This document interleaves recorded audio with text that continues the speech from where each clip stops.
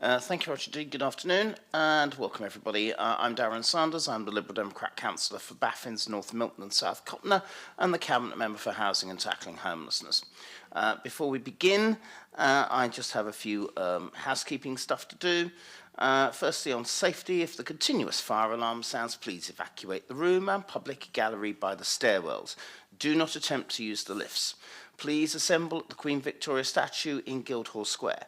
In order to comply with the fire marshal regulations of the Guildhall Trust, whose building we're using, anyone who signed in at the reception desk should sign out when leaving the building at the end of the meeting.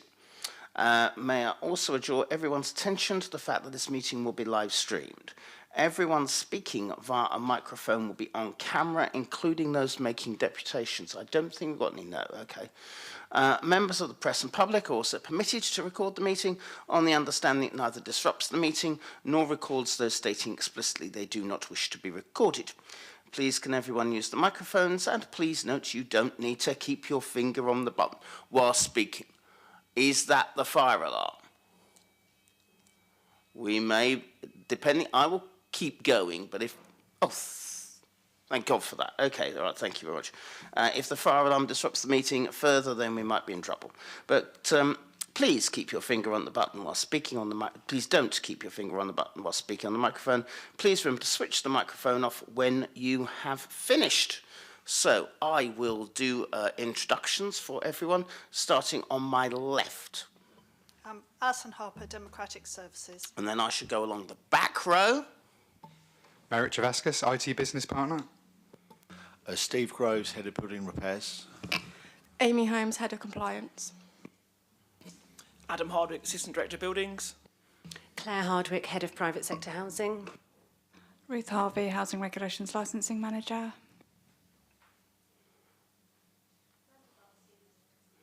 Could you just switch your microphone on, Mandy? Mandy Buxley, Resident Consortium. Excellent. Raj Ghosh, Member for Charles Dickens Ward. Raymond Dent, Copner Ward. Spencer Gardner, Drayton and Farlington. Okay. And then the middle row at the back. Mark Veitch, Head of Local Authority Housing for Portsmouth Homes. Sally Scattergood, Assistant Director of Housing Management for Portsmouth Homes. Patrick Brewer, Housing Accommodation Support Officer. Emma Randall, Head of Housing Supply. Danny Ardrey, Head of Sheltered Housing Support Services for Portsmouth Homes. Alan Denford, Finance Manager. And finally, someone who has just arrived, who isn't sitting next to the microphone but will be. Hi there, it's Phil Bentley, Head of Neighbourhood Services. Okay. Right. So for Spencer, Ray, Raj or me, does anyone have any interests to declare? No, I do. It is in relation to item 3, which is similar to the one I did last time, but not the same, which is that I live in a house, a licensed house of multiple occupation. And so we move to item 3, which I thought we had approved last time. So if someone could explain the reason why we're back here again, that would be incredibly helpful. Claire or Ruth? Thank you. Yes, so a report was originally published and heard at the last meeting on the 3rd of February. That report addressed 2 different charges, so licensing fees and enforcement fees for private sector housing. The report contained appendices for enforcement fees, and the decision in relation to those enforcement fees stands, but there was an administrative error that meant that Appendix 1 had contained the wrong fees. So this report addresses that error in relation to the licence fees. It outlines the correct licence fees for 2026-27 and an explanation of that error, and officers would like to apologise for that error.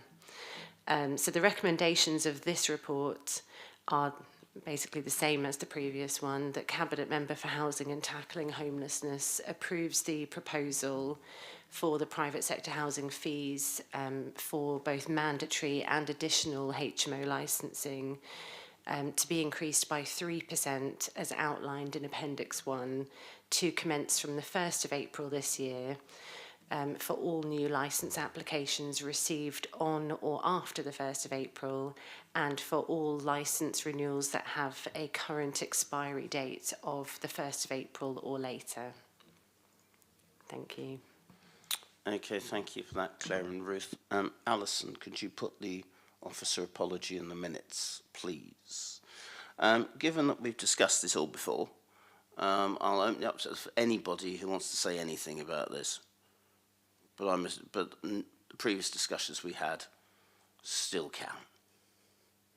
Right, okay, well then I think with the correct fees in this time, and I'm sure the embarrassment of coming back here again means that this won't happen again, then I'm happy again to approve this.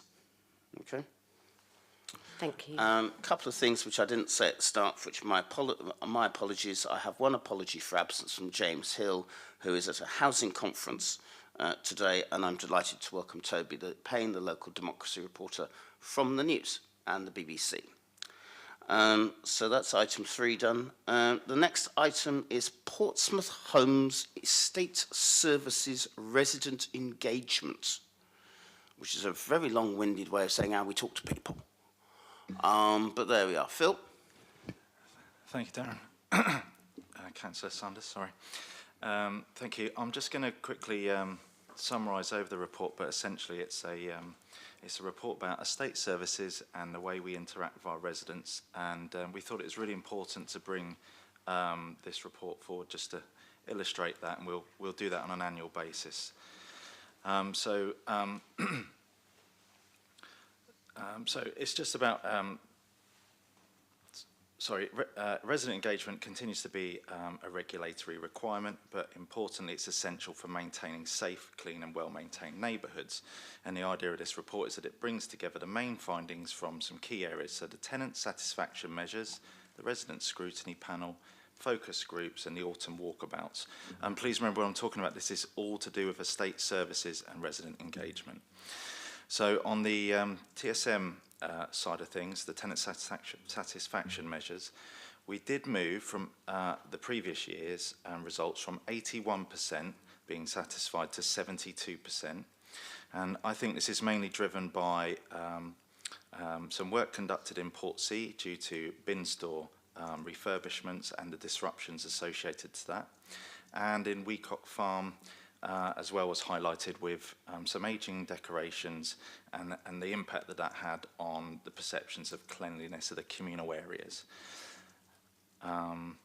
Another issue that came out from the tenant satisfaction measures and in other areas that I'll come on to is residents don't seem to have a full awareness of our demand-led cleaning model, and therefore they think that cleaning isn't happening. And so we'll raise that as a point to work on. I'm going to move on from tenant satisfaction measures to the scrutiny panel that was conducted in the summer of last year. They noted that there was some environmental issues like poor decorations, rough sleeping, or just waste that's been left around the bin stores that can make areas feel untidy, even when the cleaning is up to standard. And so we're going to make sure that there's some clearer paths identified about cleaning standards that we should be meeting and greater visibility of what the service does do. From the focus groups that we conducted in estate services, residents were positive and receptive about what the cleaning teams do, the sustainability improvements we've made as a service, and they were particularly happy with the hands-on work they did with the gardening service back in the later end of the summer last year. Their main request, though, which is becoming a theme, is that they would like clearer reporting routes to be made available and more consistent standards around cleaning and better information about what each area of the service does. And moving on to the estate walkabouts, where we did have some low attendances, but where residents were joining us, and it was particularly good in Portsea and Buckland, the feedback was constructive and it led to quick follow-ups on the estate around waste issues or pests, new signage, and some work that we needed to do over the winter, such as jet washing and some panel cleaning. And so we're just going to work harder with our comms team and the residents to talk to them more about how we publicise the walkabouts, and we're going to try and explore alternative ways of getting more people along to these and engaging with them. So we ended up with an action plan following these key engagement activities, and those were really in a nutshell about improving promotion of the walkabouts, creating what we're calling an informal engagement tracker with residents, because we talk to residents every day, not just on these one-off activities, so we're trying to be more capable at capturing that information. We're going to make sure that the cleaning model is explained on the web page, outward facing, and is done so in plain English. I'll check that off in various resident groups to make sure that they're happy with that. We're going to, and one of the other things we're going to start working on is a digital tool that explains to residents when we've been to their blocks and what it is that we've done, just to improve the visibility of that. And one of the other things we're going to start doing is reporting on some KPIs at the resident consortium, just a 10-minute session in there to give some feedback to the residents about what it is we've been doing, and a point in time to take their feedback to. But essentially, the engagement we thought for estate services with residents was strong. It was definitely shaping the service, and we thought that overall, the focus would now just move to being improving our clarity and visibility of what it is we're doing as a service. Phil, thank you very much. Residents Consortium colleagues, do you have anything you want to add, particularly with regards to how what is being proposed matches up to the scrutiny panel? Just wondering when the recommendations that the consortium asked about are going to be implemented. Phil? They're ongoing. And I'll give the updates in the consortiums. But for example, we've already changed the way that we're working on the next set of estate walkabouts. We're doing some Facebook polls. We're changing the way we communicate with residents through newsletters and so on. So we're really working through different opportunities to see if that improves those things. So I'll give you more updates each time I see you at the consortium. Mandy, did you have anything at all? No, thank you. Okay, that's fine. And Phil, that will be very useful starting at the next one. So please update them on the next one. Okay? Will do. Good. Political colleagues, Raj or Ray or Spencer, anything at all? Young Raj? Thank you, Chair. Thank you, Phil. Can I just ask how widely used the demand-led services is, and how are you looking to promote that to residents? Thank you. Yeah, thank you. It's been used and is used, for the last 15 years. I think when we call it demand-led, people think that they must call us in order for us to attend and do something, whereas it's more about being able to produce an understanding as a service about what demands are out there for cleaning, for gardening, for estate wardens, and where we can start to find predictabilities in that we should be attending. So for example, we might clean a block every 5 working days. That would be based on our knowledge of that building, of what it typically needs to meet those demands. So what I'm going to, and we'll do that, but also it'll flex and change. There is no fixed schedule.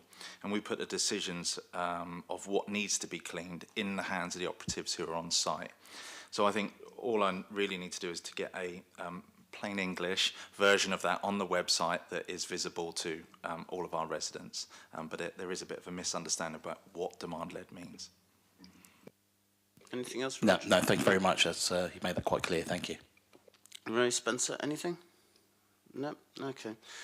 Phil, thank you for this report. I'm particularly delighted that you haven't whitewashed anything, which I think is incredibly helpful, because our residents deserve a realistic assessment, both good and bad.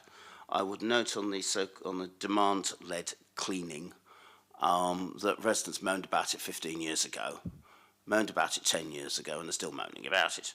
So I think we are right, we have to make sure that it's relayed in plain language, particularly that bit around you don't have to ring up to get something done. It's the same that we all experience with regards to things like potholes. You know, we go round twice a year, or we get COLAS to go around twice a year, but if you respond, the team COLAS will go around as well. So I think that sort of level of communication is really, really helpful, and I think that's good. I'm particularly delighted that the resident scrutiny panel has been taken on board, our engine room, as it were, in terms of trying to improve policy further, and I think that's excellent. And I'm particularly pleased that there's both good and bad bits in here.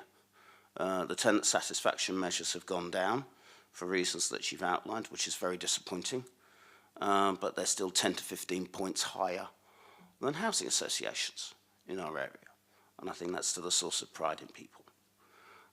So I'm particularly pleased about this in the terms of its openness.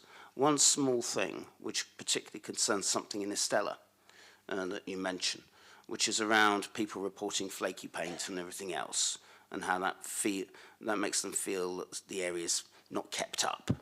And I think that's an issue the team as a whole has to talk about because of the various pressures that are being faced with the amount of money needing to be spent to satisfy the increasing regulatory issues and the new laws as well, rightly, but what that may mean. And that may mean some very honest and potentially difficult discussions about doing that when the income is capped and the costs ain't.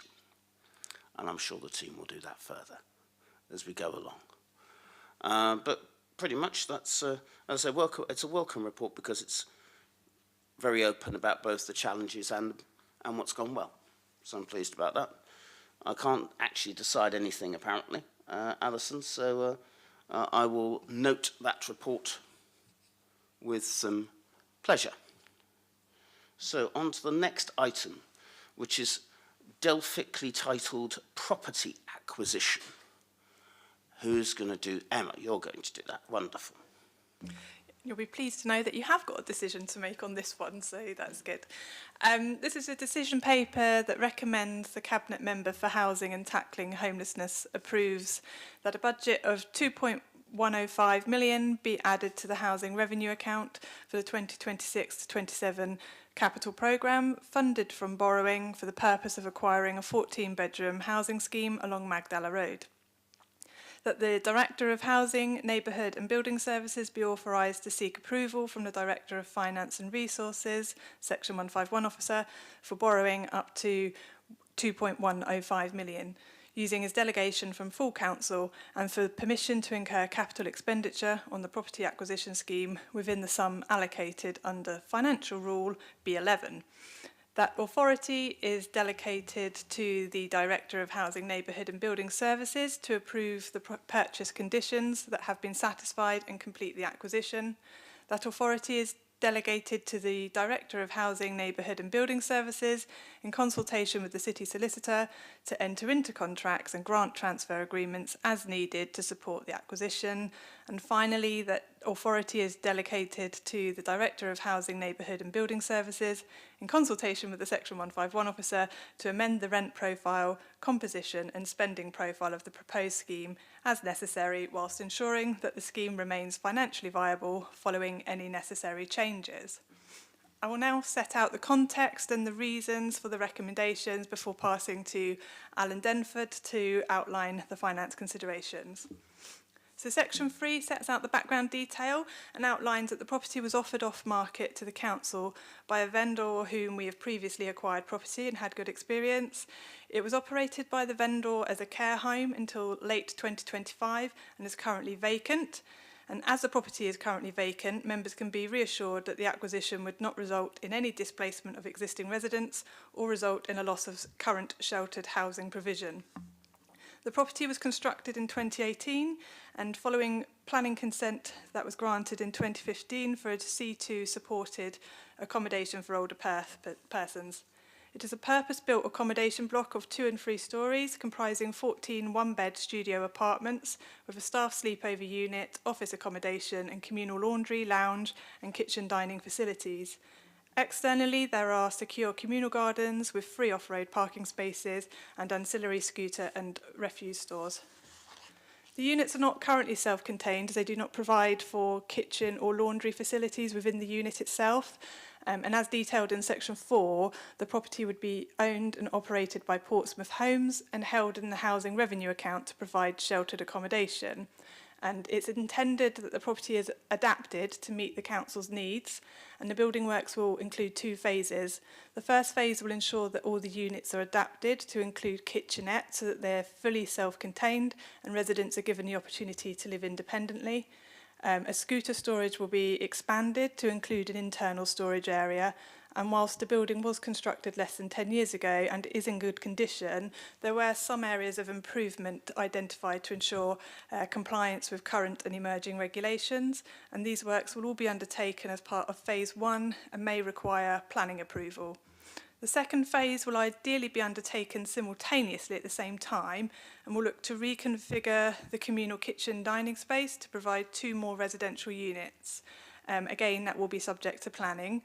There's a sustained and significant demand for sheltered accommodation in the north of the city, and as of January this year there were 207 applicants on the Portsmouth Housing Register, demonstrating clear need for the property.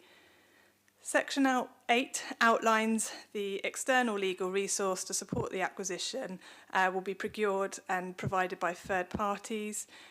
Initial inquiries have already been completed, but further property inquiries and due diligence will be undertaken as part of the standard acquisition process and as a condition of sale.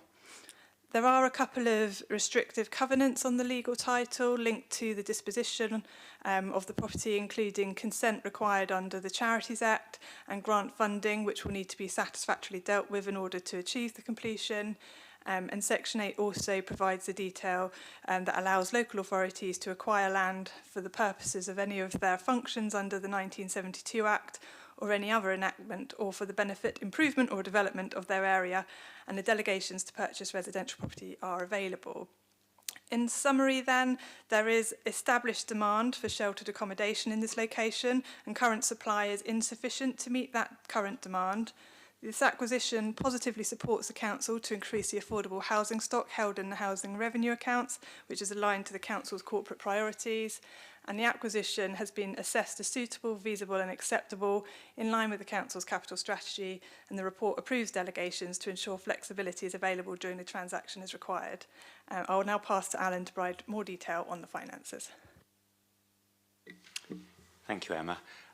So this was an investment opportunity that came to light just after the papers were published for the budget report papers for Cabinet and Council over the last couple of weeks. But there was a delegation within the Council report to the Director of Finance to approve borrowing when there is an investment opportunity and we need to enter into transactions in an efficient and timely fashion to avoid the risk of losing that opportunity. So this particular one, as well as the service benefits that Emma's outlined, the financial appraisal shows that it will have a positive impact on the financial business plan, in as much as the borrowing costs and other costs associated with the property can be covered by the rents that we're proposing to charge on it. So if you're happy with the recommendations as set out, then I will take this forward on James Hill's behalf to Chris Ward as the Director of Finance to seek approval for that borrowing and for permission to spend. Thank you. Is that it, officer colleagues? Thank you very much. Residents Consortium. Hello, you two. Any comments at all? Excuse me. Right. Am I right in, did I hear that it was previously a Category 2 building? That's correct. So what is the proposal now for it to become a Category 1, please? So we're currently planning on operating it as its existing planning application. However, because we're creating the self-contained units, that may result in them being sort of a more general needs. But we need to seek some pre-application planning advice and understand what their requirements are. But at the moment, we're comfortable that we can operate it under its existing delegation. It's just whether the adaptations that we're proposing would constitute a change in planning use or not. Okay, thank you. And I live pretty close to there actually, and yeah, I mean, is there a real demand in Cosham? Hello. So as Emma said in her report, we have got demand in the north of the city. And the sheltered housing, you said you're from that area, the sheltered housing properties we've got in the north of the city are quite limited. So we've got what we call a category 2.5 scheme, which is in Arthur Dan Court on the Isle of Wight estate. And then we've got a category 2.5 scheme up in Paulsgrove, which is Bresler House. We don't really have much of a category 1 stock in that area. So the category 1 stock is similar to a lot of the stock we've got in the city that provides sheltered housing. So what it means is we're not housing people in sheltered accommodation in those areas until they reach that highest level of demand. So it means that people are having to move out of areas they want to live in to move into the city to receive that type of accommodation. So that, yeah, there is a demand for it, and it allows us to keep people independent in the community for as long as possible. Thank you. Anything else at all, either of you two? No? No. Right. Spencer, Ray or Raj, anything from you? No, thank you, Chair. It sounds like a really needed provision, so thank you for all the input that's been put into it, everybody. Thank you, Raj. Yes, I would agree. We don't have enough sheltered housing in the city. We don't have lots of things that we want in the city. So I think this is an incredibly good idea. One of the things that usually we can count off as part of the bingo card of full council meetings is that this council doesn't invest in the north of the city, however it is defined this week, and that tends to change. As a council in the north of the city, I'm very conscious of that. So I'm delighted that £2.1 million is going into the north of the city. And as you say, it's perfectly needed. And I think this is a very, very good investment. I would prefer it that we don't need planning permission, because frankly that will just take everything back. But I understand that the changes, which I think don't make it a communal property but make them self-contained flats, may have to happen. That's just how it is with planning law. But I'm delighted that we're investing in the north of the city again, and that we are, as a council, providing much needed sheltered accommodation, as you say, at that lower level, which is actually essential. And so I'm delighted to agree the two recommendations in here, which is to add £2.105 million to the Housing Revenue Capital Programme, which means it isn't in item 7, and also essentially making sure the finance people talk to each other to deliver it all. Very, very welcome investment, and congratulations on spotting this opportunity. So with that, I agree that. Alison. Okay. Next, on to the subject of more buying. Homes for Temporary Accommodation Project Update. Emma again. Yeah, me again. This is an information-only paper and provides the Cabinet member a mid-year report and update on the 2-year project to purchase 200 homes for use as temporary accommodation, approved by this Cabinet in March 2025. Section 3 of the report sets out the background to the decision taken in March 25, which approved a total capital expenditure of 31.28 million by the Housing Revenue Account and apportioned the expenditure evenly across 2 years. The overarching aim of the acquisition programme was to increase the supply of council-owned and managed temporary accommodation, with the aim of increasing the quality of provision, providing a more stable and effective solution, and reducing the reliance on unsuitable or expensive alternative privately managed accommodation. The original decision provided the necessary delegations to support the acquisitions, the financial structure and governance, and set out that the Housing Cabinet be presented with a mid-year report to monitor progress. Section 4 sets out the background to statutory duties relating to provision of temporary accommodation, and whilst I won't speak to all the detail, as a reminder, the Council has a statutory duty to provide temporary accommodation to homeless applicants in certain circumstances, and the Council must secure that accommodation for an applicant where it has reason to believe that they may be homeless, eligible for assistance and in priority need until the Council has made a final decision as to whether the applicant is owed the main housing duty. Where the duty is owed, temporary accommodation continues until permanent accommodation is made available. In Section 5, it's noted that at the start of this programme in March 25, the number of households in TA in Portsmouth rose by 54% between April 23 and April 24 to more than 500, with the costs rising in the same period by 84%, resulting in a 5.9 million deficit in 2024 to 25. Council's taken a multifaceted approach to addressing the complex factors driving TA pressures, including a new allocations policy, strengthened focus on homelessness prevention, and the implementation of this acquisition programme. And it really is 1,000 small things that have contributed to a positive change. This has culminated in a 38% reduction in the average nightly temporary accommodation rate since its peak in October 24. And similarly, the number of households in council-managed temporary accommodation has increased from 23% to 53%, whilst the number in privately managed accommodation, which is the expensive form, fell from 32% to 10%. The 2025 to 26 budget set out a revenue deficit of 5.2 million, but as a result of the collective efforts of the team to address temporary accommodation, the Q3 forecast budget deficit further reduced to 3.7 million. It should be noted that this significant improvement and reduction in financial pressure has not been achieved through reduced demand. In fact, at the end of December, the number of households in temporary accommodation had increased since the start of the programme to 509 and continues to increase. This sustained level of need reinforces the critical importance of the acquisition programme in increasing the supply of suitable, stable accommodation options and reducing reliance on costly, unsuitable forms. So what have we bought? So up to 31st of December, 48 acquisitions have been completed, 18 of which are 1 bed and 32 beds. There's 65 in progress and 24 were at the legal stages. Typically, once at legal stage, all of the properties have resulted in a completion.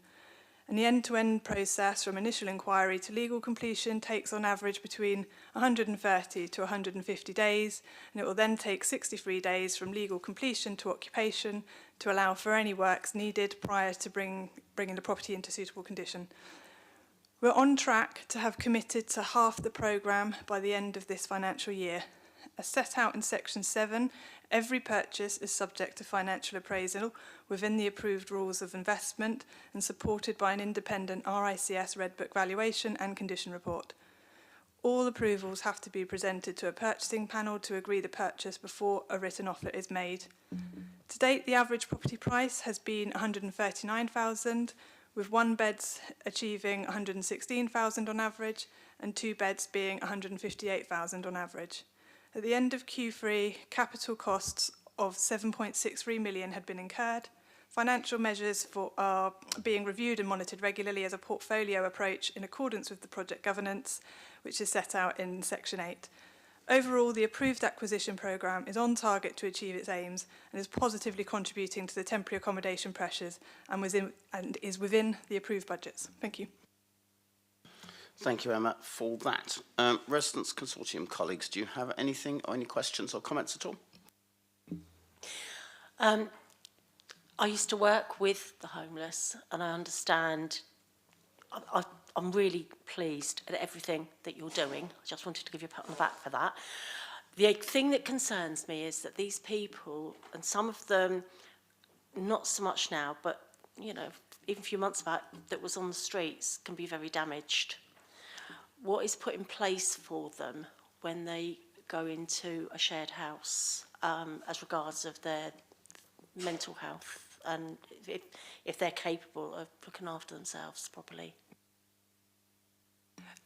So each individual will have their housing needs and also their support needs assessed when they go in, and as part of our ongoing efforts to ensure that someone's able to sustain accommodation, we have a number of wraparound approaches that we use, and we use a number of partner organisations and charities as well to help ensure that that individual is given the support that they need in order to sustain their accommodation offer, and to make sure that they, as part of the prevention measures, to ensure that they don't go back into homelessness. Lovely, thank you. And are the different organisations, would you contact them directly, or would you advise the person in the accommodation to make first contact? Depends on the offer, and depends on the types of organisation. We have a lot of support services that we offer within the council service itself, and then we will provide a tool of information or make referrals depending on the situation if it's relating to safeguarding issues.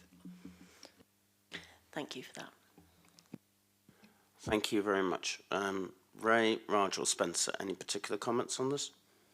Or questions? So I should ask if there are questions as well. Sorry, apologies. No? Right, thank you. Mandy, this is the other side of my life, I have to say, in this role. When we as Liberal Democrats came back in 2018, we changed the approach of the council, which is to treat everybody as an individual and everybody as human. The idea was not to save everyone, because you can't. And we know there are various people who want to save everybody, but also not sweep them under the street, not sweep them under carpets, streets, concrete, anything like that. It comes from an approach that recognises that not everybody will feel comfortable about going into accommodation. And that's really hard, but that's the political choice we've made, and I think it's the right one, because there will be people who'll be ready and there will be people who won't be. Part of the deal is also, and I'm speaking about rough sleepers because there's two types of homeless, is also to make sure that there will be times when there will be people who will treat accommodation badly. And again, one of the choices that has been made is to say, okay, well, if you are going to ruin everyone else's life, terribly sorry. And we know that some of the people who are on our streets are because they have made other people's lives a misery. And again, that's a difficult decision. We think it's a right one to try and improve the lives of more people. The trouble by using the word homeless is you're covering two categories, which only governments make distinctions about. The first is what's called priority homeless, and that's the people where the council has a legal duty to house. So those are people, and the three biggest categories of that are people who've essentially been kicked out by their landlord, sofa surfers who've been kicked out by their friends and family, and survivors of domestic abuse. And those are the three main categories. We have a legal duty to house those, and many of those go in this accommodation. There is what successive governments of all parties call non-priority homeless, or as you and I call them, people who sleep in shop doorways and who sleep on our streets. Luckily, some of the new language emerging from government on homelessness is blurring those two things, but there is still that distinction. I don't care about that distinction, because everyone needs to be treated with worth and dignity. But it does muddy the waters when you just talk about the homeless, because for us they're all individuals. Okay? And I think this proposal is part of a package that has been put together to deal with the crisis that occurred. The crisis, it's not us, we're not alone. There are councils in London who are going bankrupt over this because they've got so many people who need temporary accommodation. We have not gone bankrupt over this, and indeed Emma is underselling the position. This council has halved the amount of money it spends on temporary accommodation since the crisis occurred in late 2024. Halved. Still too high, spends still too much money, but it's halved, despite the numbers actually being very similar. And that means that the gap, the budget gap, and the council tax that Spencer, Ray, Raj and I were involved in deciding late last month isn't as much as it is elsewhere.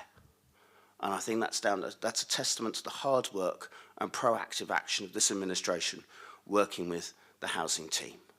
But there are still too many people in temporary accommodation, because one person in temporary accommodation is too many. But I think we've taken a series of proactive measures to try and deal with this, and this plan is not over. We've got another year to go, and we're on track for that. And that's in addition to the 700 or so homes that we've bought back since 2019. Again, the idea is to provide more people with the safe, secure council home that we know many people need. So your comments are perfectly justified, Mandy, and it is around treating people as individuals. But this is part of a wider series of measures to try and make sure we can provide more council accommodation in this city. And I'm delighted that we're able to do so, and I'm delighted we're able to honour our commitment to house our homeless. So on that basis, I'm delighted to note this report, not least because it saves council taxpayers money, which is always very helpful. as well as providing a human and secure accommodation for some of those vulnerable people in the city. So Emma and team, thank you so much. Please stay if you wish. You may be up next. I have no idea. There's no rehearsals here. But thank you very much. And Mandy, thank you very much for your comments as well. That's very welcome. We now move to item 7, which is the item that all councillors look at in great detail because it may affect blocks in their area, which is the budget allocation. Now, which brave person, Adam, is going to start on this one? Thank you. So this is Council Housing Maintenance and Improvements, including non-dwelling assets budget allocation for 2026-2027. So it's just a decision report which sets out the proposed allocation of revenue and capital funding in relation to the maintenance of Portsmouth home stock, non-dwelling assets and associated IT systems. And this follows the approval of the revenue budget at the rent setting meeting on the 3rd of February and approval of the capital budget at the full council meeting on the 24th of February. Within the report, you'll see there are a number of recommendations, just to pull out just a couple of the key ones. Firstly, to note the revenue allocations, and then secondly, to request approval of the capital budget as outlined in appendices B and C, with the Director of Neighbourhood, Housing, Neighbourhood and Building Services being authorised to seek approval from the Director of Finance to proceed with the schemes within the permitted sums. In terms of the actual budgets themselves, so in terms of revenue, there's just over £33.3 million allocated to revenue, which has been uplifted in line with inflation from last year. Within the budget, it includes specific allocations for emergency, urgent and routine repairs. This will help with our monitoring of performance in these areas and also aligns with our repairs and maintenance policy supporting improvement work linked to our regulatory judgment. There is an increase of £700,000 to support damp and mould works in relation to the recently introduced Arabs law. And we're also continuing significant investment allocated to void works to meet the increased demand born from the City Council's allocation policy.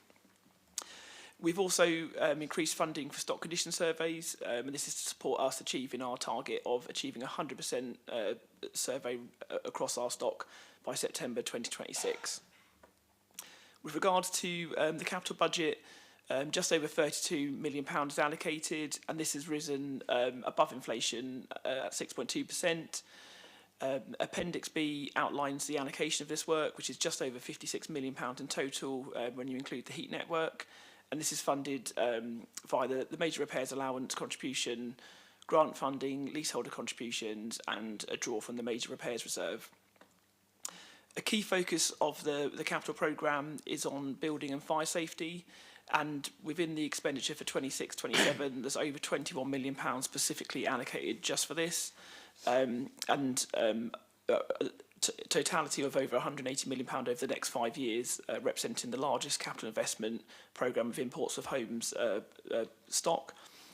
The increased funding facilitates our building safety programme that was previously approved last year, accelerating from 7 years down to 5, and it also allows us to bring forward our medium and low-rise building safety programmes to run concurrently, which will accelerate the addressing of actions, and again, all of this work helps to support addressing our regulatory judgment.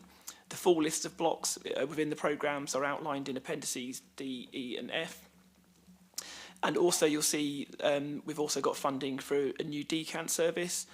So a number of the larger projects to high-rise will require some form of temporary decant for residents to facilitate the building works. So this allows funding for additional staff resources to support residents and minimise disruption from this. In addition to the major fire safety works that we're undertaking, there remains significant funding towards improving energy efficiency and decarbonisation of stock, and that totals over £15 million. In terms of a summary of expenditure for 25-26, with regards to revenue, when we entered the financial year, we were predicting a potential £1 million pressure. We've largely managed to negate this, primarily due to the impact from the new repairs and maintenance policy. And whilst we are still forecasting a small revenue overspend currently, this is predominantly due to acceleration of our electrical inspection programme and stock condition survey work in year. Capital expenditure will be within the budget allocated, with any underspends being carried forward as part of the continuation of schemes or returned to the major repairs reserve. You'll see within the report it highlights some key areas of work, and again, just for reference, I think it's important to sort of highlight some of these points. So at the point of the report being published, we'd completed over 60,000 repairs. We'd completed 813 voids, allowing new tenancies to commence. So that was a 23% increase over the same period last year. And a key area is we've completed 6,500 electrical inspections, which was an increase of 475% compared to the last year position, and again represents sort of commitment to improving against our regulatory judgment. In terms of future pressures and mitigation, the proposed allocation is obviously a hugely significant investment in our stock, and prioritises key work streams linked to our regulatory judgment and also new and emergent legislation. There are, however, a number of competing priorities for work that we will need to manage, and again, some of the work we've been doing is helping to support that. We've recently procured a new gas servicing and repairs contract, which will commence from the 1st of April 2026. This has potential to save up to £2 million against previous years, and we are reinvesting that funding back into maintaining our stock and is supporting some of the key work streams that I've mentioned previously. We also have the upcoming procurement of the repairs and maintenance contract ahead of its expiry in March 2027, and again there's potential that we may be able to generate some sort of efficiencies there. We're also developing our asset management strategy, which will help define our key priorities and objectives to ensure that we are focusing our sort of resources on these, and also to help inform longer-term budgeting and stock decisions. We've also recently had confirmation of additional legislation that will be coming in future years, specifically around minimum energy efficiency standards from 2030 and also revised decent home standards from 2035. So the work we're doing around stock condition surveys currently and the new asset management strategy will help inform plans for that, so we can be proactive in making sure that we are undertaking works ahead of those pieces of legislation coming in and addressing any issues that we need to.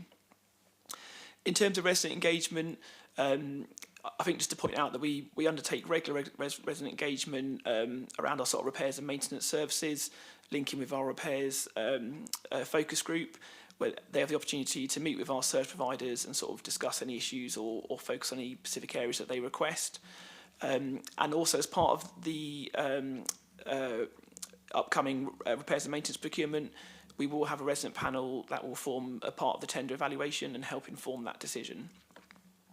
In terms of the building safety programme coming up, we're undertaking extensive resident engagement, obviously led by our DCANT team, and for each of those projects we will develop tailored resident engagement strategies that will hopefully help to minimise disruption to residents and make sure they're fully informed and understand the work's been undertaken. I'll now pass to Alan just to sort of expand on some of the financial aspects. Thank you, Adam. So just to reiterate some of the funding of the works allocated in the appendices. So the budget report presented at the February meeting here included 33 million of funding for revenue repair and maintenance, which is funding Appendix A. A further 32 million for revenue contributions to capital expenditure, which part funds Appendix B.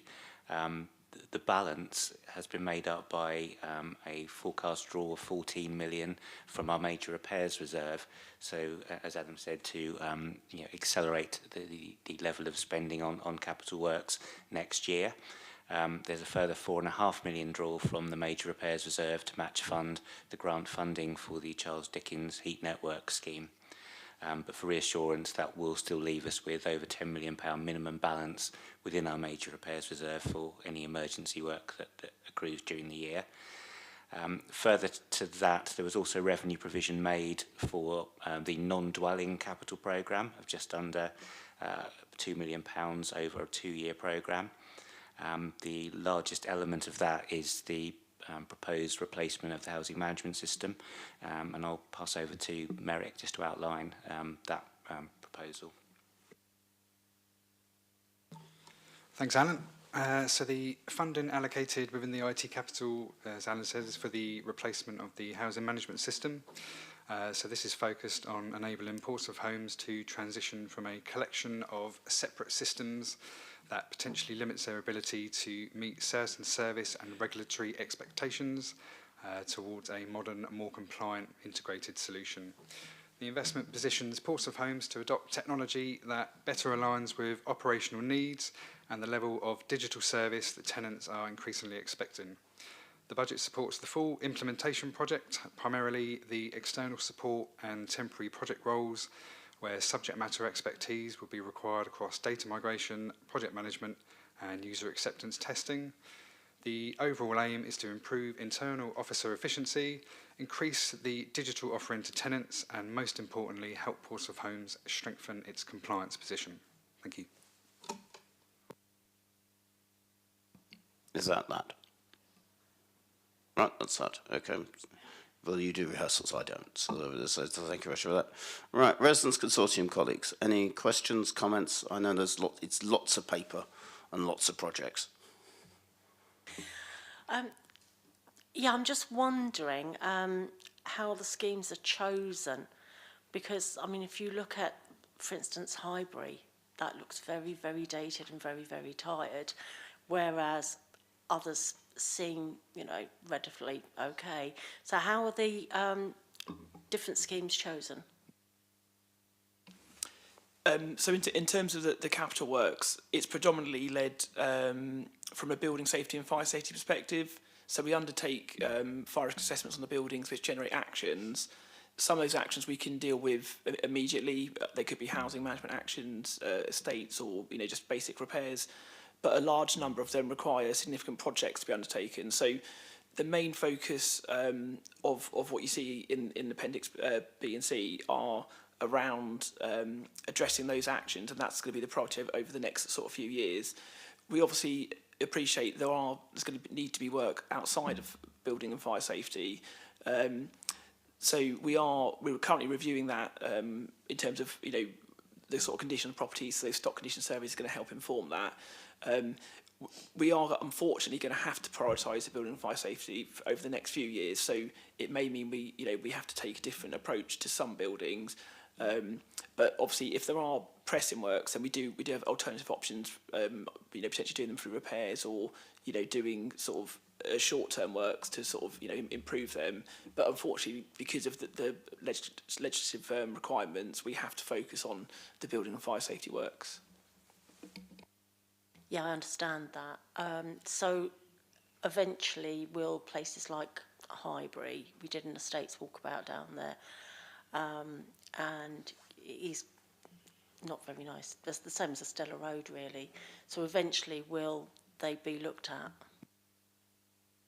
Yeah, I think the key thing is around the asset management strategy, because that is our overarching view of all of our stock. So the work we're doing around doing the stock condition surveys is giving us that sort of base data. So we're getting condition surveys done of everything, so that we can then understand across all of the properties where are the real priorities in terms of, you know, either health and safety issues, or it could be, you know, like visually they're deteriorating, and then we can then prioritise it. And part of that work will be about developing longer term investment programmes, so we can identify where the priorities are and then look to allocate sufficient funding towards that. Lovely, thank you. I just have a question about the stock surveys that Ridge are doing, and I know for a fact that a couple of my friends have had the stock reports, but all Ridge did was they came in, they took a picture of the kitchen, a picture of the bathroom, and then they left. They didn't go in every room, they didn't ask questions, they didn't do anything, and that's happened to at least 3 residents that I know who also go to the consortium and a few of the scrutiny groups. And they were expecting Ridge to go into every room to do like a proper survey, how many sockets you've got, what the lights are like, you know, etc. The general condition. But they went to 2 rooms, took photos and then left. Yes, so they have they have a pro forma survey which they have to complete in each property. So some of that will be pre-populated with existing information, and it's about verifying that. I appreciate there may be individual cases where we need to review, but at the general sort of response to you, we are seeing significant demand being raised to us from those surveys. So if there's a case of damp and mould, or they identify potentially urgent repair, they flag that directly to us at the time of the survey, and then obviously we'll respond to that and address the issue. So I think we are, from the work we're doing at the moment and the sort of the data coming back to us, we are seeing that they are going to properties and doing the surveys correctly. I have had that raised to me previously at the Residents Consortium, and we are sort of following up on those cases just to make sure the quality of all the surveyors that they're employing are to the level we would expect. But I think on the whole we are getting good quality surveys coming through, and they have to evidence it as well. So every survey that comes back in, we have a record of what they've inspected, the photographs they've taken, etc. So we can check to see actually, yep, they've done what they should have done as part of that survey. Thank you very much. Okay, was that all your questions and comments? If not, that's absolutely fine. Thank you. Raj, Ray or Spencer, any questions or comments from you? Nope. Okay, that's all right. Thank you very much. I have a few, I think. Mandy, one of the major projects that has come across my desk is the Hawthorne Crescent redevelopment, which I'm pleased has learnt the lessons of the last time that Hawthorne Crescent was looked at. So I don't think it's fair to say that hybrid is being ignored, but I understand your points, and I'll come back to those in a bit, if that's okay. Merrick, the IT side of it, given the potential nightmare of local government reorganisation, meaning that 4, or if government may have its way 5, if they bung the Isle of Wight in with us, is it just one of those? Can it be aligned with the other councils so that we don't have to worry about it 3 weeks before Portsmouth is executed? So we've put in requirements into the spec to have a system that can cope with the additional demand or the additional requirements of taking on more stock in additional areas.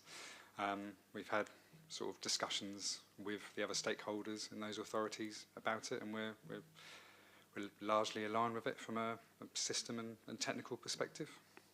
Okay, that's helpful to know if we're forced into that shotgun marriage. I'll make a few observations if I may.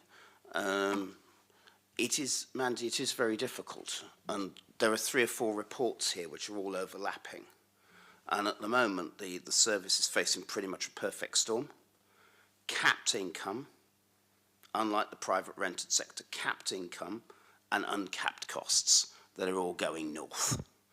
Increased regulatory, an increased need to comply with regulatory and legal, new regulatory and legal. I'm not going to say they're burns, because many of them are very welcome and long overdue, because they're meant to overcome the horror of things like Grenfell Tower.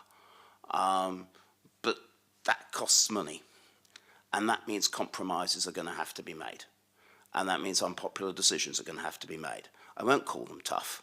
I'll call them for what they are, unpopular, and people will be unhappy. We heard it earlier from Phil's discussion around the flaky paint on Estella, for instance, and those decisions are going to be difficult, but this service has to prioritise its legal obligations. The stuff around Ridge, I hope, will be discussed in more detail, Adam, because we have to make sure that that has to be complied, and I'm delighted that it's been raised with you already. What I don't want is a rerun of the old council tax approach, whereby in the revaluation for when council tax was set up, they stood at the end of the road and decided which band you were in by standing at the end of the road. That's not, we're better than that, and I would expect a full survey from everywhere, although I don't expect them to look at the loop brush. I think that's important, but we are going to have to make priorities as we go forwards, and it is going to be difficult. And that's because of the perfect storm that we've got. We've also got the asset management strategy coming up, and that's also linked in as well, and I'll come back to that. But despite that, there is various work going on. So a new lift for Thorogood House in Buckland, continuation of our belief that we should have sprinklers in our high-rise blocks in Handsworth House, making properties in Lee Park and Prawls Grove greener and also saving the residents money, which is very, very helpful, boosting waste, making sure we can adapt properties to deal with people in wheelchairs and with other disabilities, which is incredibly important. And also trying to make sure, as Adam has said, that our properties are safe for the future. One concern I have is that I've seen documents whereby the building safety regulator, whose properties we need to pass, took up to 81 weeks for a property. No, jail sentences are shorter than that, and that's not acceptable, and that may be a real issue in future. I don't want it to be, but it may be a real issue in future, and we can't afford that. I'm also, in another bit, delighted to see there's work for Palmerston Mansions in Southsea, and also CCTV on Buckingham Green, which I understand is different to the CCTV that councillors approved in the recent full council budget, which I'm delighted to see. So that means more CCTV for the Charles Dickens area, which is excellent news. So it is going to be difficult, and there will be challenges, and some of the other reports later are going to be just as tough, and unpopular decisions are going to be taken. But it means having to have a balance, and I think these proposals offer up a balance, and we'll have to see if it's right. But I can assure you Highbury has not been ignored. So on that basis, Alison, I'm delighted to take forward the proposals, and yes, the update, Adam and team, I'm hoping will be as equally as honest as you were with Mandy just now. Okay? So thank you for that. So from here on in, we've got a whole series of policies that we need to look at, and the first is lift safety. Who's dealing with that? Amy. Hello. So I'm presenting the decision report for Portsmouth Homes lift safety policy, and the purpose of the report is to update members on the new lift safety policy and seek approval to approve the policy with immediate effect. The policy applies to Portsmouth Homes dwellings and outlines our approach to managing lift safety. It covers all lifting equipment supplied by Portsmouth Homes, including passenger lifts, stair lifts, through-floor lifts, hoists, and other specialist equipment. The legal framework and guidance for lift safety includes lifting operations and lifting equipment regulations 1998 and the Health and Safety at Work, etc. Act 1974. Portsmouth Homes own, operate or have control over lifting equipment, and therefore we need to ensure that all equipment is fit for purpose and maintained appropriately. We will conduct thorough examinations of lifting equipment, carry out routine servicing and maintenance as per manufacturer's guidelines, industry standards or recommendations from qualified lift engineers, hold records for thorough examination, servicing and maintenance, and repairs will be undertaken in line with the repairs and maintenance policy and generally be raised as an emergency repair category. The policy was consulted with residents at the policy focus group and shared on the Portsmouth Homes consultation webpage, and as a result of the consultation, changes were made to the policy, which includes utilising simpler language and changing to wording, clarifying the number to use during out of hours, and also confirmation that translation of policy is available if required. The policy outlines our responsibilities, resident responsibilities, and lift safety certificates. In terms of implementation, we propose that the policy is implemented immediately, and the policy will be shared on the council website, and there'll be regular articles on House Talk for any changes to policy. Any questions? Are there any? Oh, there's always one. Hello. Fire away. I live in a high-rise, and I'm on the 14th floor, so if the lifts do go out, I've got a bit of a problem getting to my flat. Are there any financial penalties that the contractors have to pay if they don't agree to the time scale? Like if they say they're going to be there on a certain day and it's going to take so many hours to sort it out, and they don't hold up to their end of the agreement, do the council sort of impose a fine or some penalty? So lift equipment is quite specialist, So it isn't always as easy to obtain parts or elements that are needed to undertake like a speedy repair. But ultimately, if a lift breaks down, there's certain timeframes that the contractor has to respond by, and that's looked at our monthly contractor meetings. If a lift breaks down, for example, and they are unable to repair it there and then or get it started working, and it's out for a longer period, we'd end up doing resident engagement and work with residents within the block to identify if there's any additional resident engagement things that we need to carry out, including supporting with shopping or getting to appointments, for example. There isn't technically any financial penalties for them because it is so particular and the equipment can be harder to source. They're not on the shelf parts some of the times. Thank you. Anyone got anything else? Yes, Rog, you can do what you like. This is a free country here. Sorry, yeah, thank you, Amy, thank you, Chair.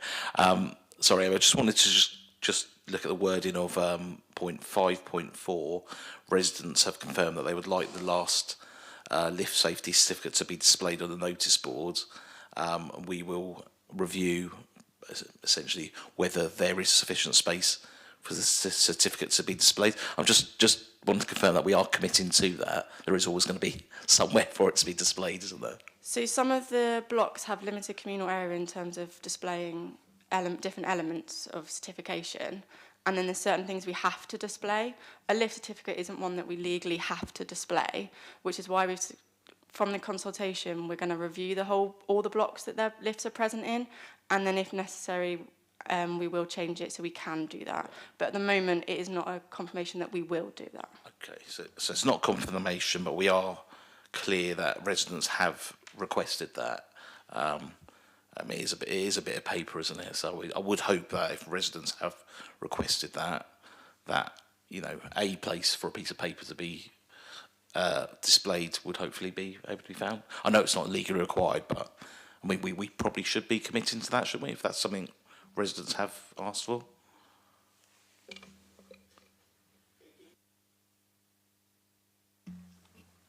I think we've taken the position because it was part of the consultation that we'll review it, and then if we can come back if necessary to confirm on that update. Okay, thank you. Anyone have anything else at all? No. Right. 2 points from me, Amy, which both flow from the discussion. I think that I understand the point about it's hard to get some parts, okay? But notwithstanding that and understanding that as an issue, if they don't do what they say they're going to do, then we make sure that they get penalised for it. We've done that in other blocks and in other projects, and I think it is very important that we do that. But we may have to do that in a way that understands that it's going to be difficult getting some parts, okay?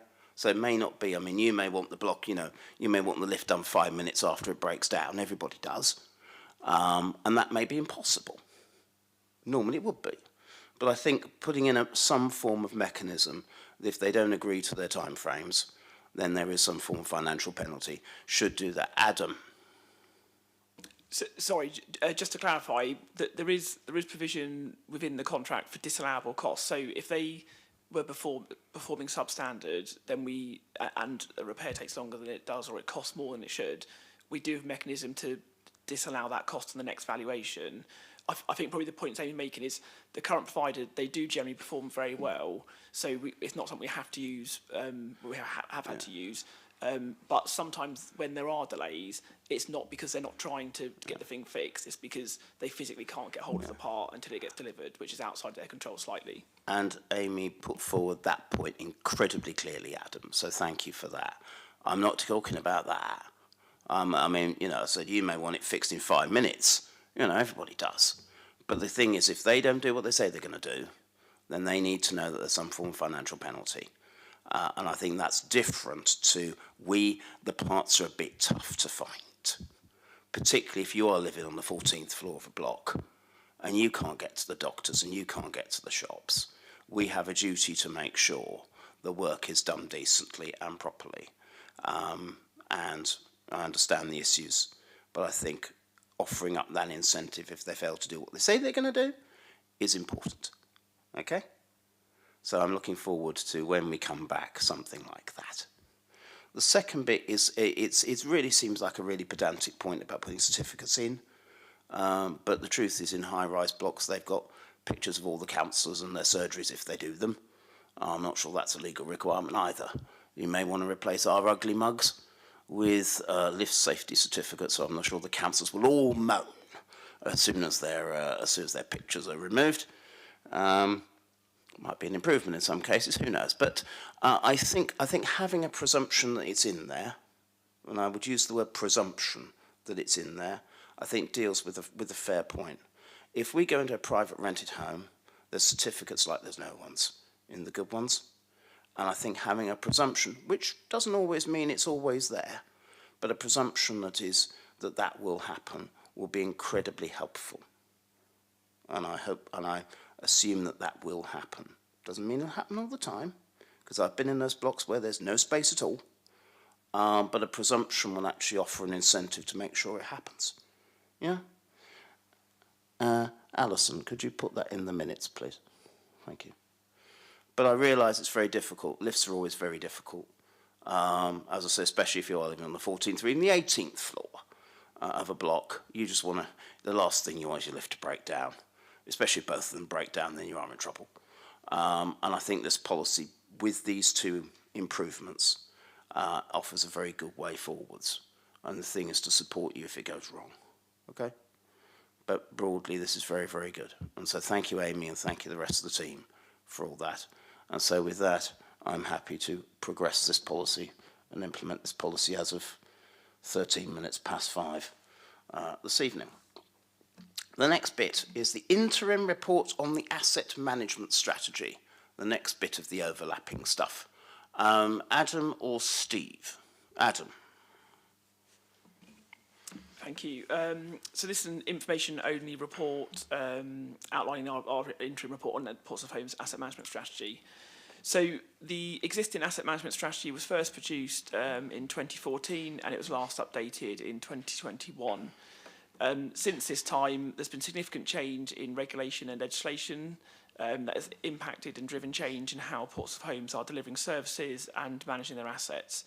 As such, it's necessary to undertake a major review of our asset management strategy with a view to developing a new one. The new strategy will set out how we hold, manage and maintain our assets, setting clear priorities and objectives, and it will also use data to help inform long-term capital investment plans that we can then use to inform future budgets, maintenance priorities, and also identify where some stock may be suitable through estate renewal, etc. In terms of development of the strategy, we've appointed Ridge and Partners who are supporting us in preparing the strategy. And in terms of a summary of work undertaken to date, we've undertaken a maturity self-assessment which has reviewed our existing processes and procedures to identify where there may be some gaps or areas that need further development. Ridge have also undertaken a wide range of stakeholder engagement across housing, neighbourhood and building services. And again, this is to understand existing practices and identify sort of current and future challenges. We've also undertaken some initial resident consultation. So we did a workshop session with the resident repairs focus group. And then from this has helped to develop the strategic pillars within section 7 of the report. And as also mentioned, we are undertaking stock condition surveys across our stock with the aim of achieving a 100% survey rate by September 2026. The key output of the current work to date is the formation of an asset management strategy framework, which is included in Appendix B. This obviously summarises the work undertaken to date and those 5 strategic pillars that will help inform the base of the new asset management strategy. Going forward, so Ridge are continuing to develop the strategy with us, and we plan to undertake further resident consultation in the summer with all residents to help inform and shape that new strategy. Also, as we get further stock condition data, we'll start to develop financial models, again to sort of look at our current priorities and where what that might look like in the future to meet the impact of future legislation. And the plan is that we will bring a revised asset management strategy to a decision meeting later in 2026. Thank you. Okay, anyone else with any other comments? No. Residents Consortium colleagues. Any questions or comments? No, fine. Okay. Political colleagues. Any questions or comments? Oh, below, I've got to do it. All right, fine.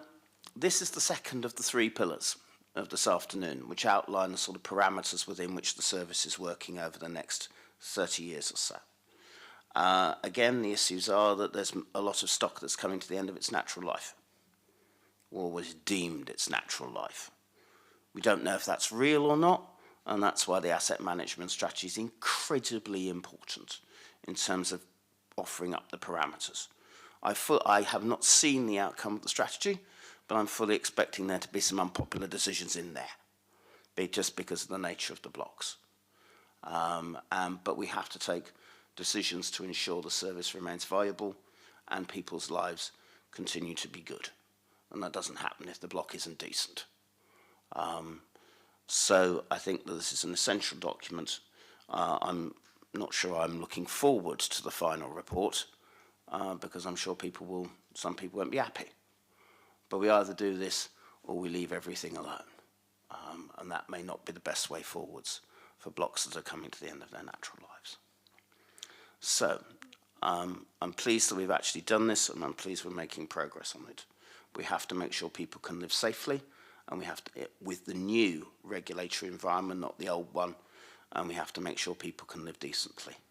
I'm disappointed that the decent home standard is now, government has given in to private landlords and has started the decent home standard from 2035, not 2030.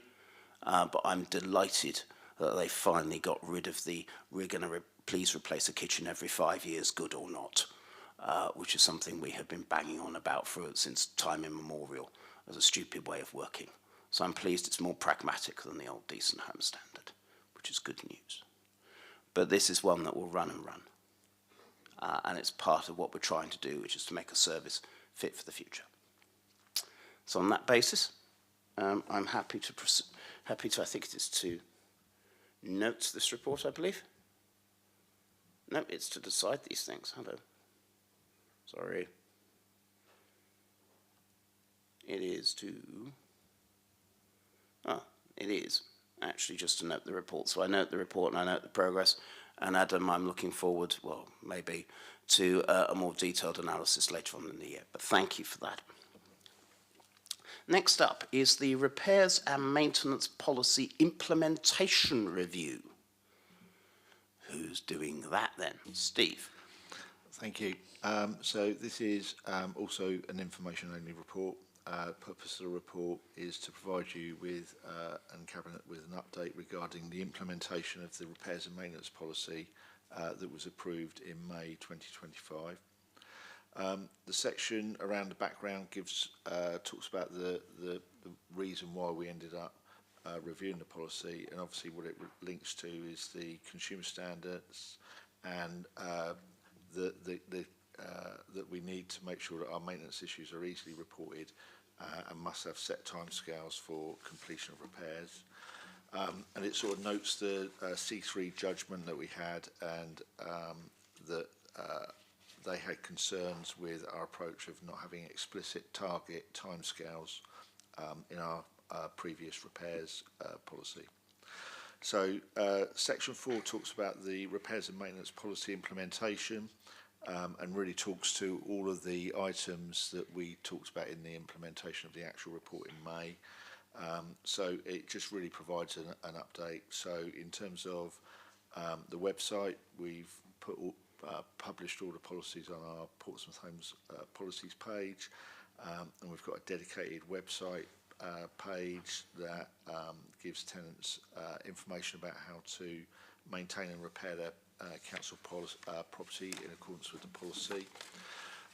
We publicise the change in policy because obviously it was quite substantial change, and that was through House Talk in summer 2025. There was an article around updates to your repairs policy that outlined what the changes were. We also publicised the changes on social media, on our Facebook page, that provided different articles at different times through the year about the changes to our repairs policy. And then we did have a series of meetings to implement the changes to the policy with a variety of managers within Portsmouth Homes, but also with our contractors, managers, management teams.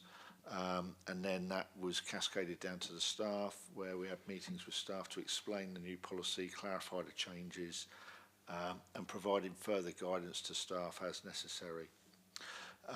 We've updated our performance measures and Power BI dashboards so that we can monitor the new repair categories that we've introduced. And on our website we also have short videos, and we've started publishing some of those videos to sort of help residents to undertake some basic sort of maintenance, such as testing their smoke detectors and such like, so that they're really clear about how to do the bits that are their responsibility. Section 5 talks about the policy, repairs and maintenance policy performance, and notes that our performance as of the 31st of January was 97% for emergency repairs, nearly 95% for urgent repairs, and 85% for routine repairs. And sort of we've done a bit of work to sort of compare that with the median sort of landlord average, and it shows that our performance is very good in terms of it's higher than those median levels that have been published. We've also done a bit of work in doing some analysis of the repairs that we've undertaken. There's a graph in there that highlights that the number of emergency and urgent repairs was certainly higher than we anticipated once we've actually introduced the policy. And we did see a significant fall in the number of emergency repairs that were undertaken by Liberty, and that was primarily because we have a different approach to no heat and hot water in the summer compared to the winter. So in the summer it would be an urgent repair, whereas in the winter period it would be an emergency repair. And since we've changed the policy where we will only attend emergency repairs out of hours, we've seen a fall of by 50% of the number of out of hours demand that we've actually attended, and clearly that transpires into less demand for operatives to work out of hours. Certainly during the summer months where we can reduce the number. Not only is that a financial saving, but obviously that means that the operatives are able to then work in normal working hours instead of being rested because they've worked out of hours. And we've also seen a reduction in the number of cancelled appointments, and a reduction of the appointments made within the first 24 hours. So again, that it all helps from a planning point of view for our contractors to ensure that they're focused on the repairs, and not getting things thrown at them, or residents getting appointments that don't suit them. So all of that is positive. Section 6 talks about repairs and maintenance service review and sort of touches on some of the areas that we're continuing to review the service to see how we can make further improvements in the future. So some of that review has looked at the impact of the new policy on our complaints, and it's had a minimal impact. We did certainly see some complaints where residents had reported repairs before the change, and then by the time we did the change, it was a different type of service. So we've been quite flexible in some of that, but that did highlight some of the complaints that came through. In terms of our normal metrics, customer repairs team undertake demand analysis, and we've not seen an increase in failure demand that can be attributed to the policy. And in terms of our customer satisfaction, that has remained static. So that's not decreased as a result of introducing the new policy as well. Section 7 talks about the repairs and maintenance financial review and the impact of the repairs policy on our finances. And as Adam alluded to in his report, we went into the year with a £1 million revenue budget pressure. And as anticipated, the savings arising from the changes to the policy has helped alleviate that budget pressure, although it is accepted that there are other budget pressures that have contributed to our budget work, such as the acceleration of the ICR programme and stock condition surveys, and we've certainly seen an increase in damp and mould expenditure in response to our absolute. So future repair service improvement, still probably the biggest failure demand that we receive through our customer repairs team is around communication. That would present itself as residents needing to check their appointment or unclear when their appointment is going to be. So we are already now developing a text message service that will be linked to the repairs, so similar to how doctors' surgeries and stuff send out reminders about when the appointments are. So we will be able to link that to our repair database, and that is an improvement that we hope to introduce later this year. And we are looking at, we have had some success, I think, as well with the damp and mould policy, where we sent out confirmation letters confirming what works are actually being done and what the target date is going to be. So we're not suggesting we're going to send out letters to every repair that gets raised, but I think there's more complex repairs that are over a longer period that it would benefit residents to get a letter or some other sort of communication to confirm when that appointment's going to be, so that you can refer to it. As Adam also talked about, we're just starting the procurement of the repairs and maintenance contracts, and part of that we're looking at a suite of key performance indicators again that are linked to some of the repairs policy changes, such as the timescales that will be part of the contract for the repairs and maintenance contract from 2027, and we're going to trial those over the coming year. And then Section 9 talks about feedback to residents, and we do regularly attend the resident repairs focus groups that have been really useful for us.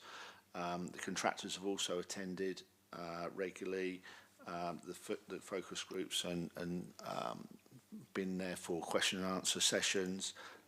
We've organised drop-in sessions in the area offices so that residents can pop in and talk about any of their repair queries.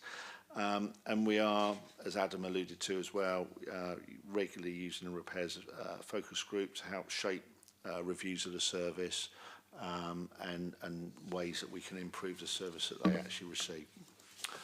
So any questions, please? Thank you. Are there any? Or any comments? Ooh, it feels like the voice here is terrible. Hello, Mandy.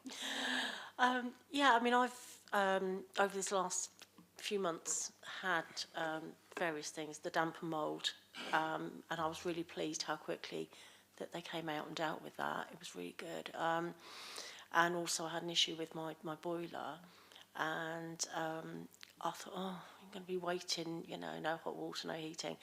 But they actually really pushed, because I said I'm just disabled. And then they phoned and they said, oh, we can have somebody in your area in an hour. And I think the changes that you've made are really working. I think it's, you know, if you've got an emergency, you know, because they're not bogged down with things that are not, you know, that as bad. So I certainly, from my point of view, my issues were dealt with really quickly. So I think it's all for the good, the changes that you've made. Thank you for that. And I think that's, I should have said in the report actually, I think even the contractors have fed back that they found it quite useful having those priority timescales, because it helps them prioritise what works they need to go to that are important. So it means that they can really focus their effort on the emergency repairs in those first sort of 24 hours and get that sort of response where it's needed, as opposed to the routine repairs. They can slip those in and be a lot more flexible. So I think they found it beneficial as well. Thank you for that, Mandy. Anything else from anyone else? No? Thank you. And thank you for that feedback. I loathe key performance indicators and targets, because it's just, well, all it happens is it's the equivalent of, reclassifying a hospital trolley as a bed so that you can actually, meet your target. The one target I do care about is getting the right repair done first time. That's what I really care about, because I think that's what residents care about, without wishing to sound too pompous about it. And so this lineup is pretty impressive, I have to say. Fewer cancelled appointments, fewer failures in the process, happier residents, tenant satisfaction measures above average, instant feedback at, frankly, North Korean levels, which is good. Oh, and it saves money. And I think that is an incredibly good package to have. And I think Mandy's comments are reflected by many, many other people as well. So I think these were a series of good decisions that were taken, and they can only help our residents, which is frankly the most important thing. So I'm grateful to you for that. One thing with regards to the text messages, which is very helpful, part of the feedback when the Clarion residents came over was actually having a range of things based around an app, which I'm certainly keen to make sure we pursue. I assume that's being pursued. Have we got any ideas for target dates for that at all? So I can pick that one up, Darren. So Yes. that's going to be part of the new IT that Merritt was talking Ah. about that we're procuring. So what we're hoping to have is a resident portal as part of that new IT rollout. Because I've always been told basically that's one way in which residents can actually understand where their complaint is at in the process. And I think that's something that's incredibly important, because, as we said earlier, communication is really, really important and still seems to be the biggest barrier. So that's very, very helpful. But all in all, it's incredibly good. And as Adam said earlier, Ridge, through its stock condition surveys, is increasing the number of complaints and issues around damp and mould, which is pleasing in itself, because it means it can be tackled, which is really important. So thank you for that excellent report, Steve and team. I note that. I think that's the way to describe it. Next is something I don't note, but I decide upon, I believe, which is called Portsmouth Homes New Policies. Now, Mark, your job. Yeah, thank you, Chair. We're here today to present the report for 3 new policies for Portsmouth Homes, being the alternative accommodation or decant policy, which is just for secure tenants, helping you move to the right home policy, and the succession policy. And then the recommendations are that you hopefully approve each of those policies, and that we publish those onto our website with immediate effect. And also to note that the helping you move to the right home policy is to be trialled for a 6-month period only in the first instance, and then will be reviewed, and we'll bring a further report back to this Cabinet later on in the year. So in terms of background, obviously the Council owns its own stock of a social and affordable housing, and is a registered provider and a social landlord, which is now regulated by the Regulator of Social Housing, and we fall under the banner of Portsmouth Homes to separate ourselves from the local authority's main duties. Changes to the regulation of these services with the instruction for the Regulator of Social Housing, and updated consumer standards, and increased powers of the Housing Ombudsman Service have resulted in the need for Portsmouth Homes to create and review its policies to ensure that it's compliant with the new regulations and can evidence how these are used to improve the outcomes for our residents. The proposed new policies will cover all our residents, including shared owners and leaseholders, apart from the decant one, which is just for secure tenants. So just going through the 3 separate policies themselves, as Adam has mentioned in his report today, we have got a significant programme of works coming up between in the 2030 programme, and that will mean that we will have to support tenants to move out for a temporary period of time, and this policy is there to make sure that we've got a clear policy and process to follow, and that residents can understand what that looks like and what support is going to be in place for them to manage that process effectively. In addition, the policy would also provide clarity and transparency for those residents that require alternative accommodation to allow for routine works to be completed where it's not possible whilst in occupation, either due to the nature of the works or specific needs of the residents. The Helping You Move to the Right Home policy, again, under the 4 consumer standards, the tenancy standard states that registered providers should offer tenancies or terms of occupation which are compatible with the purpose of the accommodation, the needs of the individual households, the sustainability of the community and the efficient use of their housing stock. So this policy specifically focuses on Portsmouth Home's statutory duty as a registered provider of social housing to ensure that we try and utilise housing stock effectively and efficiently. We already subscribe to Home Swapper, which is a mutual exchange database for social tenants, promoting and supporting tenants to move to more suitable accommodation as their circumstances change. But the policy has been created to help encourage tenants to move to more appropriate accommodation when they are under-occupying, and focus on identifying the barriers to moving so these can be overcome with the right level of support. Policy recognises that it's not solely financial incentives that may be needed to remove these barriers to a move, and that more appropriate support with the practical issues of moving can be equally important. As mentioned earlier, the policy will be trialled for an initial 6-month period in order to understand the demand for people to move, the availability of alternative accommodation, and specific barriers in the system affecting the ability for residents to move to more suitable accommodation.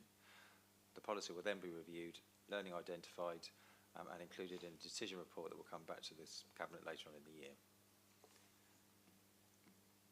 In terms of the succession policy, the policy specifically focuses on our duty to, as a registered provider, to ensure that we use our stock effectively and efficiently. Succession is a statutory right for all secure tenants, but the qualifying criteria is different depending on the original tenancy or when the original tenancy was created, as the Localism Act of 2011 provided a wider scope of qualifying family members. Therefore, tenancies started before 2012 have different criteria to those started after. In order for succession to take place, a tenant must be deceased, and succession is awarded to specific family members where the qualifying criteria has been met. The policy has been created to try and provide clarity and transparency regarding the qualifying criteria for statutory successions, as well as provide more information regarding the potential for Portsmouth Homes as a landlord to agree to a non-statutory and what we would call and is known as a discretionary succession. The policy will also allow Portsmouth Homes to evidence its decision making and provide clarity to residents when dealing with this emotional and sensitive situation following bereavement. In terms of implementing the policies into practice, the Transparency, Influence and Accountability Consumer Standard states that registered providers must communicate with its residents and provide information so that residents can use landlord services, understand what to expect from their landlord and hold their landlord to account. Residents will have access for the updated policies on the Portsmouth Homes website, and we will also use regular articles in House Talk publicising the new and updated policies. Information regarding the policies will be provided on request, and residents can request any policies to be provided in large print, braille, audio or any other language. We will continue to engage with residents with relevant focus groups to review the effectiveness of the policies going forward. In terms of resident consultation, all 3 policies have been reviewed by residents using the following methods. So we've got the Resident Policy Working Group, which involved residents meet on a regular basis to review new and updated policies, working as a group to discuss the wording of the policies, their purpose, clarity and understanding. Feedback is captured and their recommendations for changes are implemented where possible. We've also got the consultation webpage on the Portsmouth Homes website, where all residents can provide feedback on policies that are new or are being reviewed. This is open to staff as well as for their feedback on the policies as well as to residents. And also for one of these policies, the Moving to the Right Home and the DCAM policy, our resident engagement team have targeted a specific cohort of residents who have either recently been affected by these policies to get their feedback on their experiences to date. As a result of the feedback, changes have been made to all 3 policies, and the feedback and the resultant changes are noted in Appendix E. And I'm happy happy to take any questions. Okay, thank you, Mark. Does anyone have any questions at all or comments at all? Mandy. Just one, I think. I do understand that with some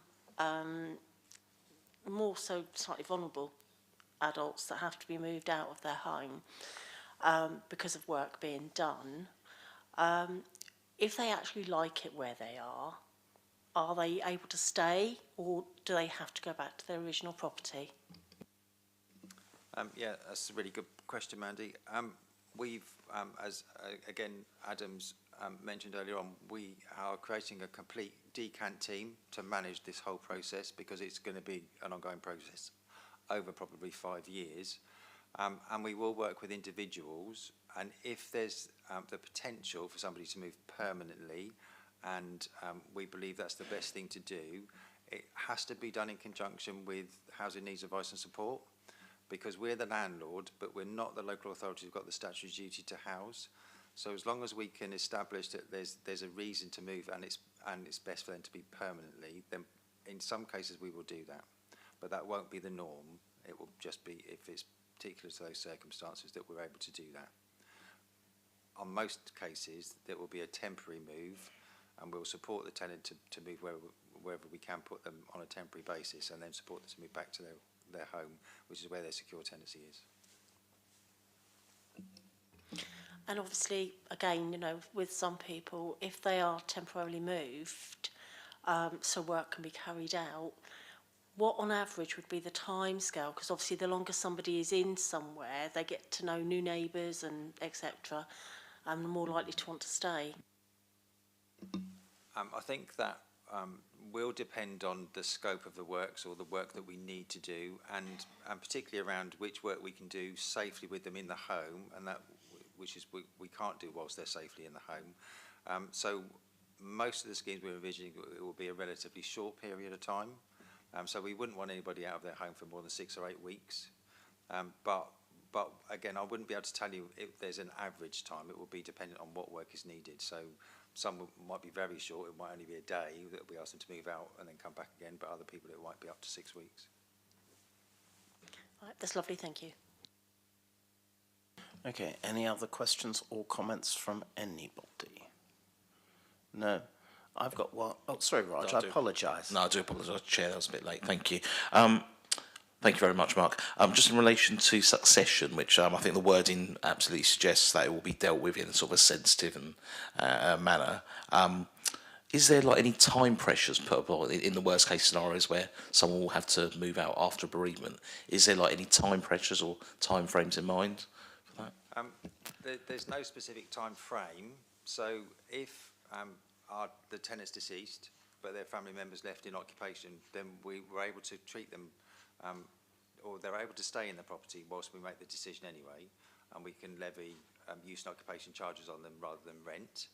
So there's no actual urgency, but obviously if we deem that the succession's not relevant and they don't meet the criteria, either for statutory succession or discretionary, then we'll support them in terms of trying to find alternative accommodation, to speak to housing needs teams about what they can do in terms of private renting and those sorts of things, and then we would have to then serve notice on them, but there'll be nothing, we wouldn't do anything very quickly. It wouldn't be till after the funeral, those sorts of things, so we would act completely sensitively. Yeah, the wording did suggest that. Thank you for confirming that. Thank you. Okay, thanks for that, Raj. Any other questions or comments? No. I have one question which builds on what Mandy was saying. Let's say that, you know, we're forced to move someone out for, say, a year or so, just because, you know, the work might have to be significant. That would still count as a temporary move, wouldn't it? Yes, it would, because they've got a secure tenancy, and that tenancy stays in existence. As you say, a year would be an extreme case, but absolutely. And unless the circumstances led to it, we might look at permanently moving them and make it a permanent decant. But for normal intents and purposes, they've got a secure tenancy, and their tenancy would remain in place. Yeah. That's good. I suspected that would be the case, but it's nice to have it confirmed. Because, I mean, all these three policies affect the most sensitive issues, some of the really sensitive issues. You know, you've got to leave your home because work's happening. We don't know what the right home is for you. And certainly the people who I suspect come to Spencer, Ray, Raj and me certainly want the right home, and they tell you where they want the right home, and they tell you where they don't want to go very quickly. And the other bit, which frankly just breaks my heart every time I do it, is the succession policy aspect of it all. You know, it's your home where your memories are. I remember, and we've come a long way since I was told essentially to clear out Nan's flat that night in Blenworth House. That night, everything had to go. And we were there at about 10. We started at 3 and we stayed until 10, getting everything out. And we have come a long way from that level of callousness in the 80s, but it still breaks my heart. And I can't say I'm pleased, but I note that the legal aspect of it all, which is something people on the team never get their heads round, is more explicitly in here. And the fact is that the law is just stupid and prohibits various people from being able to succeed. I think making that explicit in the policy and making that very explicit when we talk to people is long overdue and welcome, because we have to be straight with people, even if it breaks their hearts, just I'm sure it breaks the hearts of the rest of us. So on that basis, I am, I can't say delighted in some respects with the succession policy, but I note the policy and agree to the changes. So thank you very much for a balanced document, Mark, Sally and the rest of the team. Okay. Next is the third pillar of the future this afternoon, the Portsmouth Homes Strategy. Sally. Yes, thank you. So this is a decision report to seek approval for the further development of this draft Portsmouth Homes housing strategy through further engagement with residents and key stakeholders. If I may, though, I'd just like to draw your attention to a typo in the report in section 1.1, which says Housing Strategy 26 to 29. It should read 2026 to 2030. So please accept my apologies for that typing error. The strategy is intended to guide Portsmouth Homes through a period of significant regulatory, financial and organisational change, and will underpin operational planning, decision-making and improvement activity over the next 5 years. The strategy requires further development to strengthen the resident and stakeholder consultation, develop action plans to deliver on the objectives and measures to track the performance of the strategy. Additionally, the final version of the strategy will make links to other work underway, including the Portsmouth Homes Asset Management Strategy, where appropriate.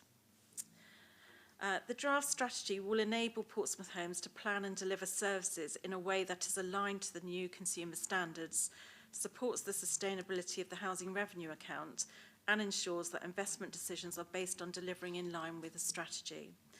The strategy will provide a clear basis for driving improvement to be the C1 social housing landlord that we should be and our residents have a right to expect, ensuring that the service maintains momentum in addressing compliance gaps, strengthening governance and rebuilding resident confidence. Importantly, this strategy is written with the intention of being a customer-facing document and as such allows Portsmouth Homes residents to have a clear, concise overview of Portsmouth Homes improvement work and areas of focus for the next few years.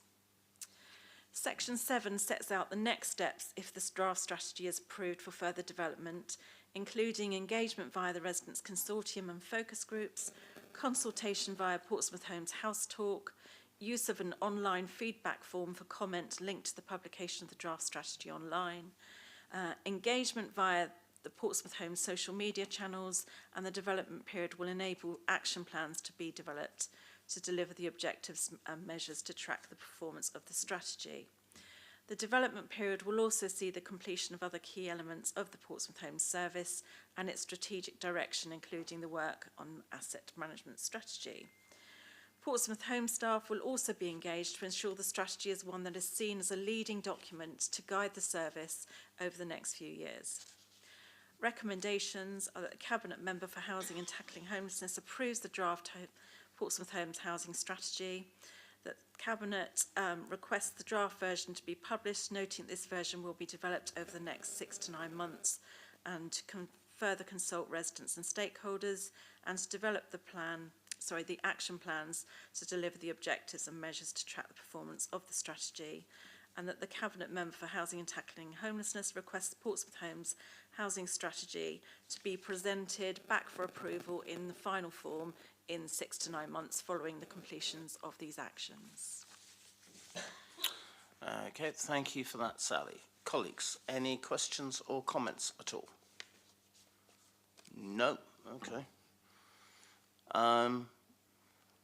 I think that the second paragraph of the introduction on the website to this meeting, which says this strategy is intended to guide Portsmouth Homes through a period of significant regulatory, financial and all, bless you.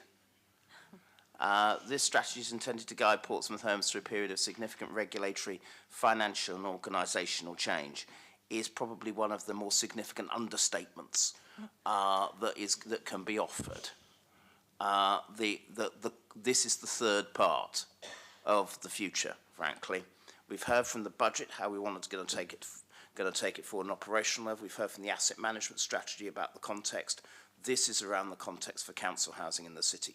It is not a document about how the city can develop the housing market in future, because we'd be here all night, frankly, on that one. But it is around trying to make sure that the city's council housing has got a solid underpinning. The change is going to be huge, wherever you look. The money isn't there. The regulatory judgments and the laws will change, and they'll change over the next 5 years, and maybe even change over the next 5 weeks, who knows. And local government reorganisation is a spectre in the background for Portsmouth, and hopefully the housing revenue account will be relatively unscathed in it all. But the truth is we don't know, and we won't know until later this month. But the key thing in the document is that throughout, despite the regulatory change, our residents must come first. We don't do this for fun.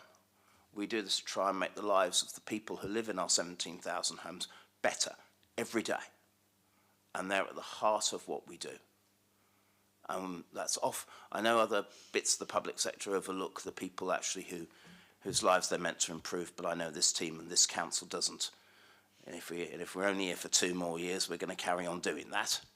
And I think one of the other things is to make sure that if we are forced into the nightmare of a new super council, that those principles of putting people first carry on and continue.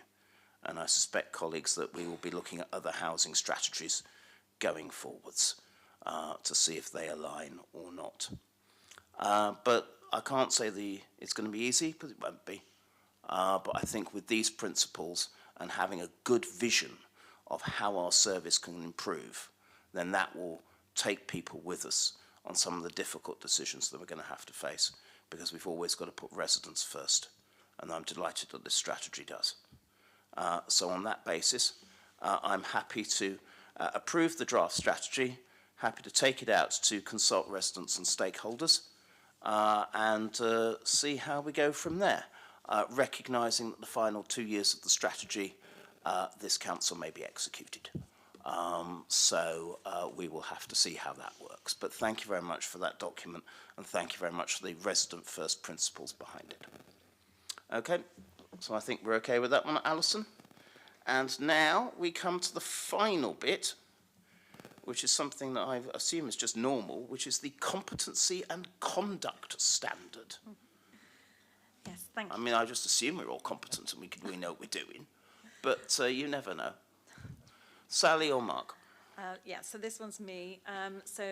Thank you. This is an information-only report regarding the new competency and conduct standard for social housing providers. The report provides an update on the progress of the work to date to meet the standard and plans for further work to ensure our compliance with the standard. Section 3 sets out the background and explains that excuse me, the Competence and Conduct Standard is a new regulatory requirement introduced under the Social Housing Regulation Act in 2023, due to come into force in October of this year. It mandates that all senior housing professionals and those in a substantive housing management role must hold or be working towards a relevant housing qualification. The standard also introduces expectations around professional conduct, organisational culture and workforce development. There will be a 3-year transition period for large social landlords, those with 1,000 homes or more, which does apply to Portsmouth Homes. The Competency and Conduct Standard is a direct response to the Grenfell inquiry, which heard that there had been a lack of appropriate staff training, which contributed to the tragedy and meant that resident concerns and complaints had been dismissed. Section 4 of the report sets out the expectations regarding qualifications, with subsequent sections explaining where there are exemptions to this requirement. Section 8 addresses the additional expectations of the Competency and Conduct Standard. In addition to any qualification requirements for relevant roles, ongoing continuous professional development will be expected to ensure competence is maintained over time. An essential element of the standard is the requirement for all staff, including those not required to hold a housing qualification, to demonstrate appropriate and professional behaviours. Registered providers must ensure that employees have the skills, knowledge, experience and behaviours required to deliver safe, respectful and high quality services. These behavioural expectations apply consistently across all roles and include ethical and responsible conduct, respectful, courteous and professional interactions with residents, acting without stigma, bias or discriminatory attitudes, listening to tenants, taking concerns seriously and responding appropriately, and demonstrating empathy, awareness of vulnerability and a commitment to service and quality. These expectations are rooted in the learning from the Grenfell Tower inquiry and the circumstances surrounding the death of Awar Bishak, where failures in behaviour, listening and professional culture contributed to unacceptable outcomes.